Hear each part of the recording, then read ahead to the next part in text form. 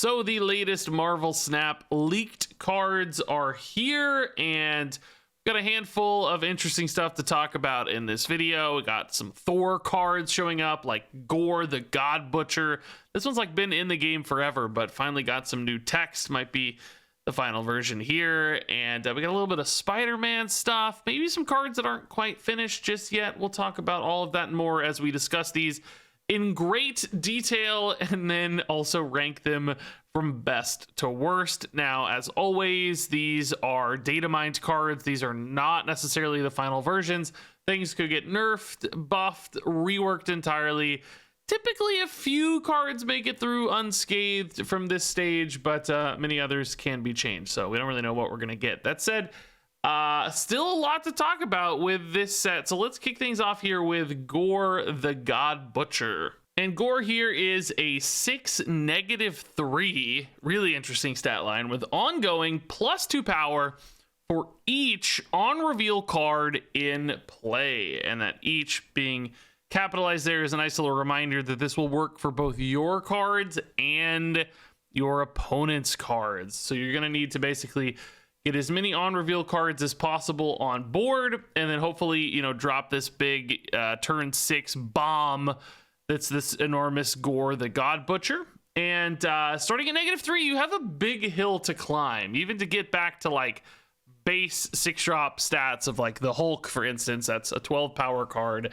You're gonna need +15. This comes in increments of 2, so really +16 to exceed the Hulk. That's 8 on reveal cards in play to get Gorr to baseline. And then from there, I mean, you are gonna want him to be a little bigger than that, right? Like 13's not really as big as we like those big singular kind of location soloing 6-drops to be. I'm thinking about stuff like the big Red Hulks, the big Blobs. Before those got nerfed, those could each kind of carry locations very often on their own, or mostly on their own. To get to that level, you know, you're probably going to want like definitely at least 9, because 9 is going to be +18. That's a 15 power Gorr.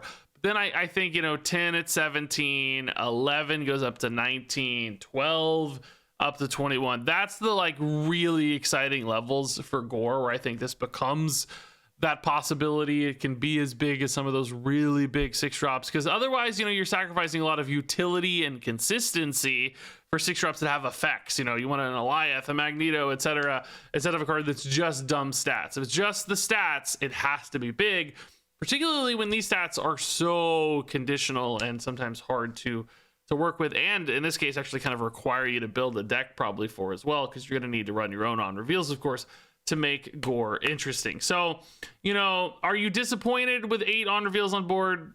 Maybe a little. 9, 10, I think you're happy. Anything bigger than that, I think you're really excited. Now, the question is, how likely are you to get that many on reveals on board? Like, to get to 10, are you going to have 5 and your opponent going to have 5 to get to 10? Can you have more than 5? I think it's actually pretty hard to get like a bunch of on reveals on board. You know, there's only 5 turns prior to Gorr, and of course, some of those turns you can play multiple on reveals together. You know, turn 5, play a 2 and a 3, and maybe you can get up to like 6 or 7 yourself, but that takes a pretty strong commitment, number one. It also, like, if you look at like on reveal decks, sometimes they run non-on reveal cards. You know, this for instance goes really well with Ravonna, and a lot of on reveal Ravonna stuff happens. White Tiger, Sage, Ironheart, all those work great with Ravonna. Ravonna, though, is an ongoing card. So Wong is another example. That's another ongoing card. So you're going to be spending probably turns and energy on non-on reveal cards. On top of that, you know, curves don't always work out perfectly. So getting 4 or 5 on reveals yourself is not necessarily trivial. I don't think it's difficult either, but it, you know, it demands a deck, and it demands some good lines to really get it to that level. I don't think you're ever really going to get to 8 on your own. Maybe there are some ways to like copy things and so on. I was thinking about like, you know, Brood, but Brood, the copies don't actually have the on reveal, right? The Brood copies are just like non-text, as we know, because they get buffed by Patreon and so on. So it's hard to get like duplicates. Maybe there's a couple examples, but Squirrel Girl is the same thing. Like, those duplicates don't typically give you extra on reveal bodies on board in any way. So that means you're passing a lot of this over to your opponent. And let's be clear, on reveal is far and away the most common keyword in Marvel Snap. In my opinion, I don't even think that's probably debatable. There are a lot of decks that just run on reveal cards. They're not on reveal decks. They just, naturally run a lot of on reveal things because it's so common. In fact, I just quickly scanned like the top 4 or 5 decks on Untapped right now at Infinite, and like the top deck I think was 8 on reveal cards, which was actually a Mr. Negative deck. Arishem lists were running, like 7 or 8, I think it was, but Arishem's a little weird, but there's still a lot of on reveals. Arishem's still going to naturally lead to on reveal. Surfer, I think, had like 6 or 7. Some Sandman lists had like 5 or 6. So generally, 5 to 8 on reveal cards in any given like top decks right now. I think that feels like a pretty fair average across the board. Now, that doesn't mean, 5 or 8 are going to be in play necessarily. That's just what's in the deck list.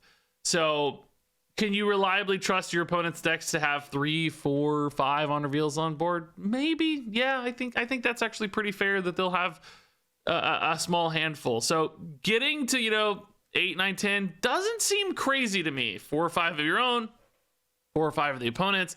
That's where Gorr gets pretty cool. Also, in things like Ravonna lists, playing this down early, it's also nice that this is an ongoing. So if you play it on turn 5 from Ravonna or whatever, it's still going to keep scaling up later. Obviously exposed to things like Shang-Chi and such at that stage, but you can maybe work around that. Also, Mr. Negative is literally the top deck right now by cube rate on Untapped. This is clearly a great potential Mr. Negative play, costing 0 here thanks to that -3 power baseline.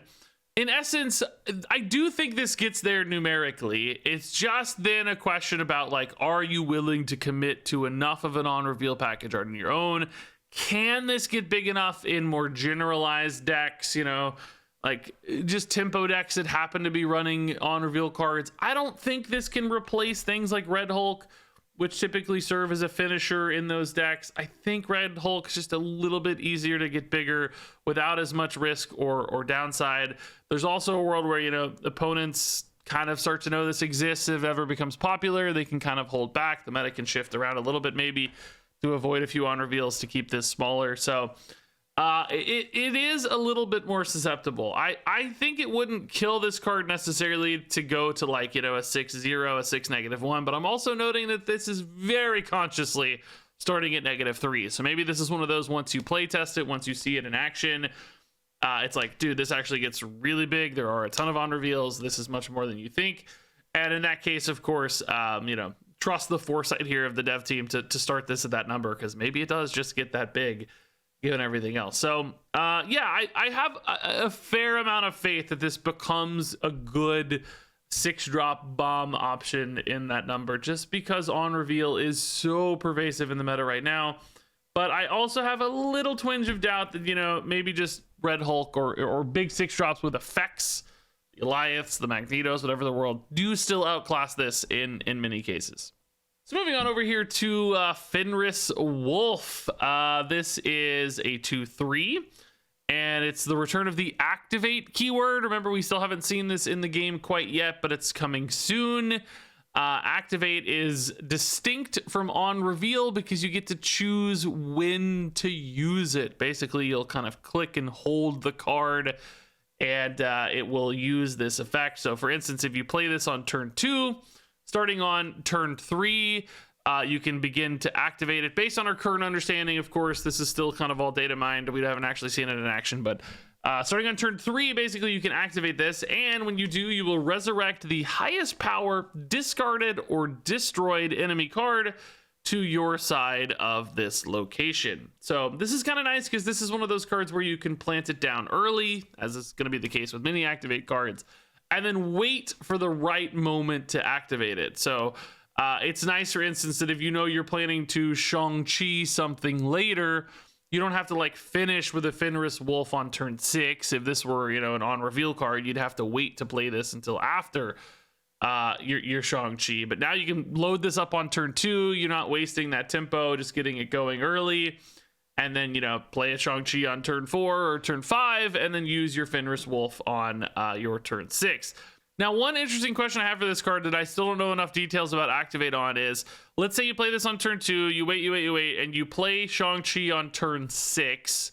Will Shang-Chi's on reveal on turn 6 resolve before Fenris Wolf's activate if you play them in that order. So in instance, you like play Shang-Chi first, and then you hit the button on activate for Fenris Wolf, or will all activates, for instance, like resolve before all on reveals? Or does it kind of follow your play order? If it follows your play order, that's great, because that means you can kind of Shang-Chi whenever, still save that like turn 6 Shang-Chi surprise, and still get the potentially enormous body on the Fenris Wolf. Also, it's nice, you know, that you're kind of able to shift that around. Fenris Wolf on the left, Shang-Chi on the right. You can still kind of, you know, win right with Shang-Chi, win left with the Fenris Wolf grabbing that. If it doesn't work that way, if, for instance, activates all resolve first for whatever reason, then, you know, you'd have to kind of play your Shang-Chi on turn 5, which might feel a little bit worse, but still, honestly, not bad. There's still often good targets there, just a little bit less surprising.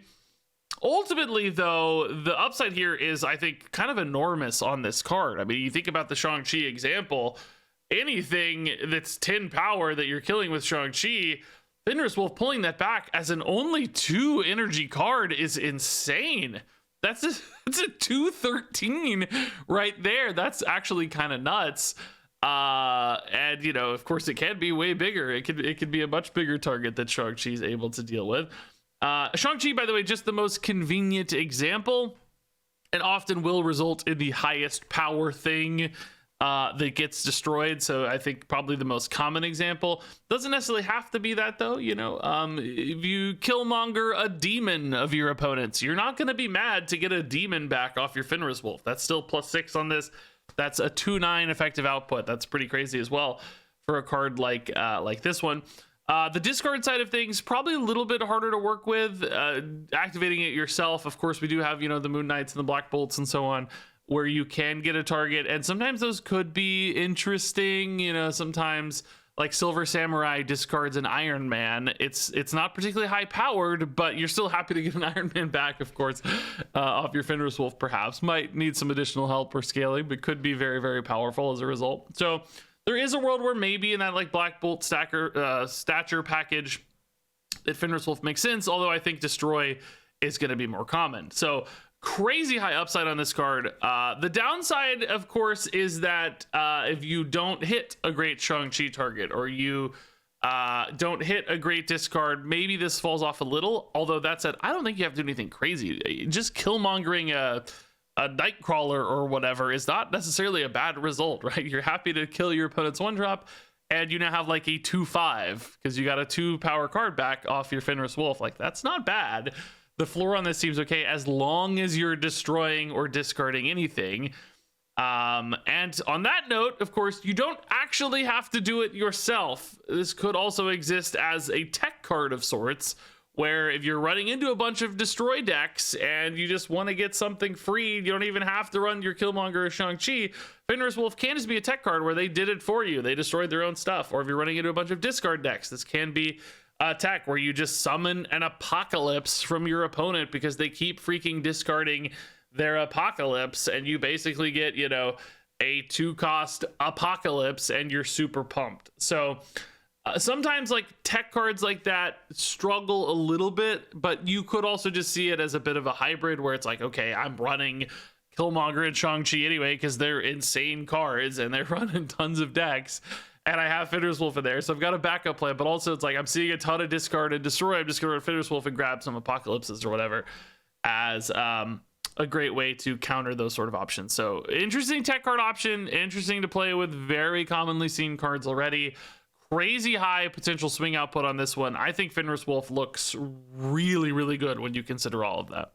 Moving on here to Tombstone, kind of a similarly themed card here. Tombstone is a 4/6, and he costs 1 if an enemy card was destroyed last turn. So kind of got that Miles Morales thing going, but it's about destroy and specific to enemy cards. So kind of like we just mentioned for, you know, Fenris Wolf, this could just easily be a tech card against destroy decks. Like, hey, you're going to destroy your stuff. Well, thank you for giving me a 1/6.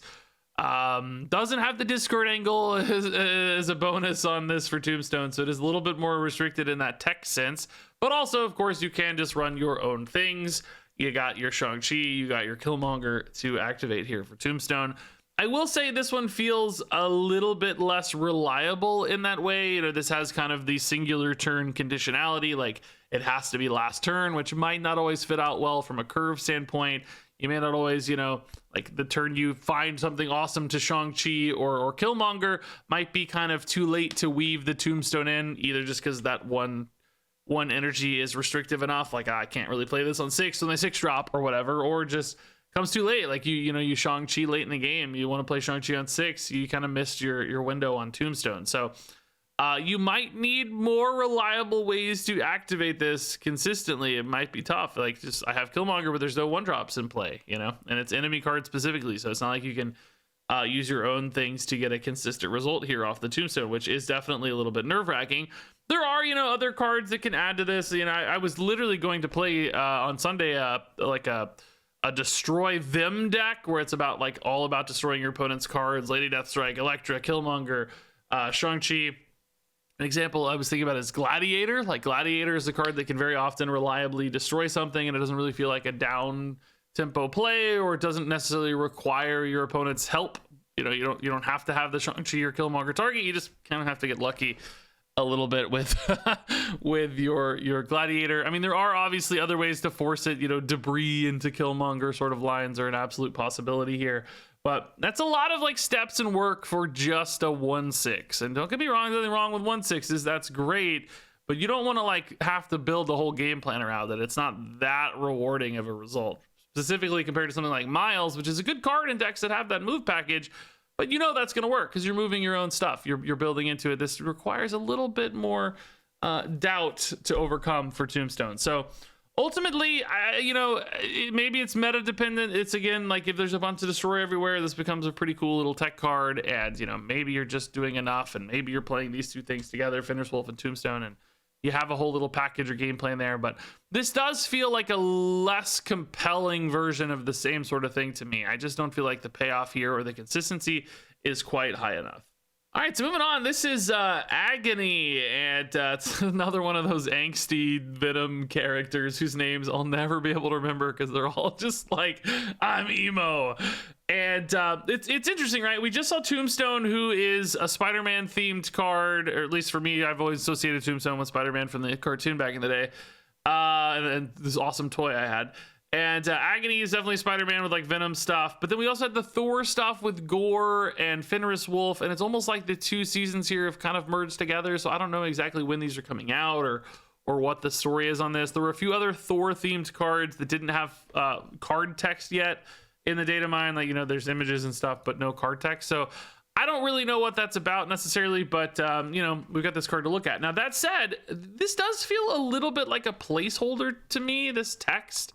It's basically just Hulkbuster, but on the other side, like you play this first instead of after, and it's the same sort of thing, which that's fine. There's nothing wrong with that. That's a viable sort of effect, but it doesn't seem quite as complex or interesting as many of the designs we see at this stage of Marvel Snap. That this feels like kind of a base design almost. So, you know, it's a 1/2 after you play a card here, merge this with it. It's distinct from Hulkbuster because you can load it up early. That can occasionally have you know, some nice advantages, just because play order can be awkward. You know, if you're trying to buff a Dakin, for instance, you know, you can't play Hulkbuster on 2 and then Dakin on 3 and then, you know, Absorbing Man on 4. It doesn't work, right?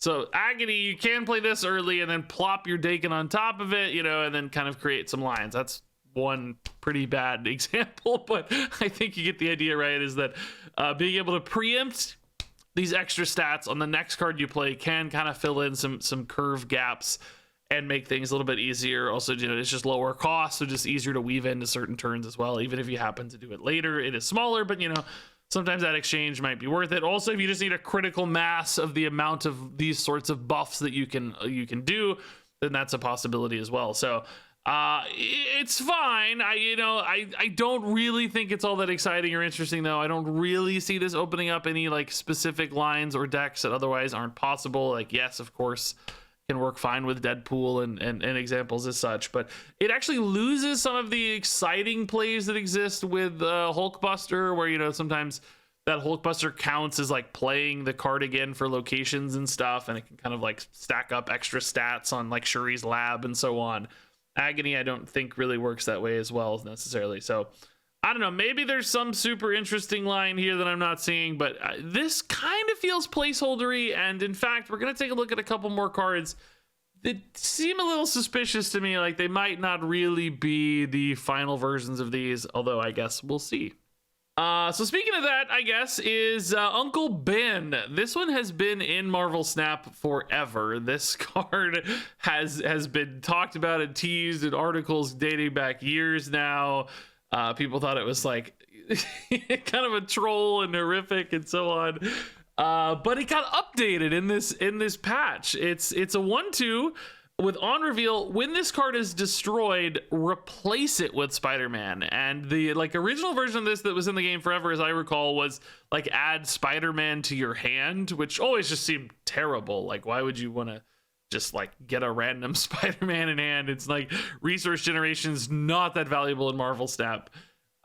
Specifically for a destroy deck, what do they care about Spider-Man, right? So this one's a little better because this kind of turns this into a Bucky Barnes-esque alternative. You know, you turn your 1 cost thing into effectively 5 power output. That's exactly like Bucky. Your 2 cost thing becomes 6 power output, while also, of course, feeding your destroy effects, feeding your carnage. This is actually even better at feeding a Venom, for instance, with this 2 power baseline. So I could actually see this being a pretty interesting little fodder card for a destroy deck. Like, it actually makes more sense here. The Spider-Man may not really have any extra utility with the move or whatever, but you're just kind of okay with getting 5 power in play.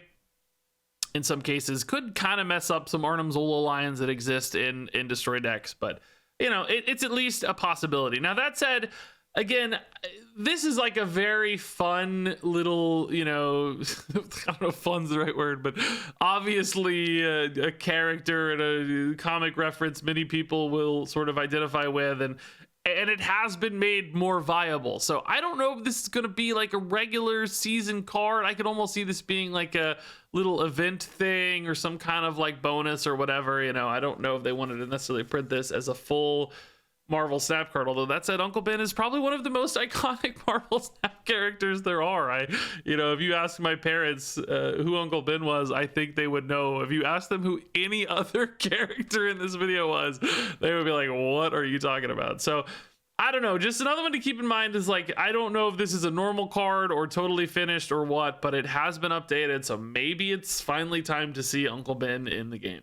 And then our final card here has a very similar sort of story. This is King Eitri, and he's been in the game for a long time as well, but he never had artwork. And it was always this stat line and this effect, or at least, you know, as I could see from doing some quick research, most recently, this stat line and this effect, and it has been for a long time, I think. But he finally got some updated artwork, which...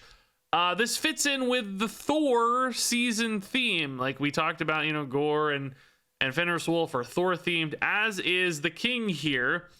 But this stat and this effect just don't hold up to modern day Marvel Snap standards. 5/3 on reveal, give the next card you play plus 4 power. I just don't see how that's remotely good enough. That's a 5/7 in total output. Like, yes, of course you can do things with on reveals, but compared to like Shuri or honestly even Forge is practically, he's half that, but way cheaper, right? Way cheaper. It just doesn't make sense, right? This would have to be a bigger sort of effect, I think, for a 5 cost card. So my guess is this is not the final text. Like, yes, relevant with the artwork. It means we're probably going to see this card in some way or another soon, but I suspect it will get some updated text. So I certainly don't count on this existing.